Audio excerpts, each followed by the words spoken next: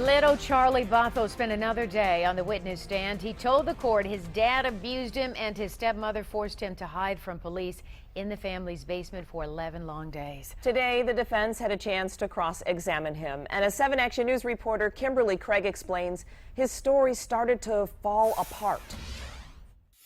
You want to talk about what you want to do with life? You want to make movies, don't you?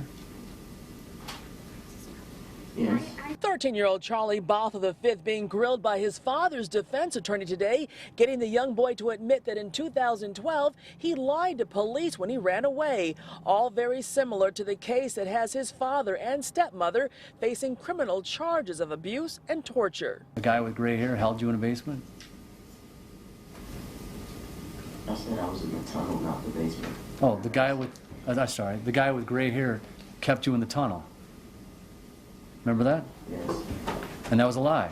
Yes. You made up that a guy with gray hair actually held you in a tunnel, kidnapped you and held you in a tunnel, Yes. right? Defense attorney Sean Patrick Smith spent several hours Wednesday trying to crush young Charlie's claims that he was abused and forced to live a tortured life, and admit that the reason that he was homeschooled was because he was having behavior problems at school. Attorney Smith saying young Charlie's life was anything but isolated. You remember the summer of 2013 when you went to the Grand Canyon and the Hoover Dam? Yes. And as for the exercise regime that has been described as extreme and even abusive, Matter of fact, you used to take pictures of yourself flexing and send them out.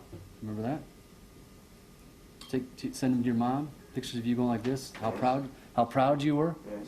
then there's what seems like this apology note that young Charlie wrote in early 2012, where he said that he used bleach and window cleaner on the dishes because he thought it would make everyone sick and they would send him back to live with his mom. The defense saying young Charlie was willing to poison his dad, stepmom, and younger siblings to get what he wanted. And I thought that they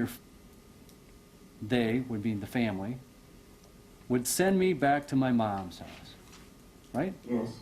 That's what you wrote. Yes. But on redirect, Charlie said while he wrote the note, those were not his words. Were those your words that were written on the paper? No. Whose words were they? Mother's.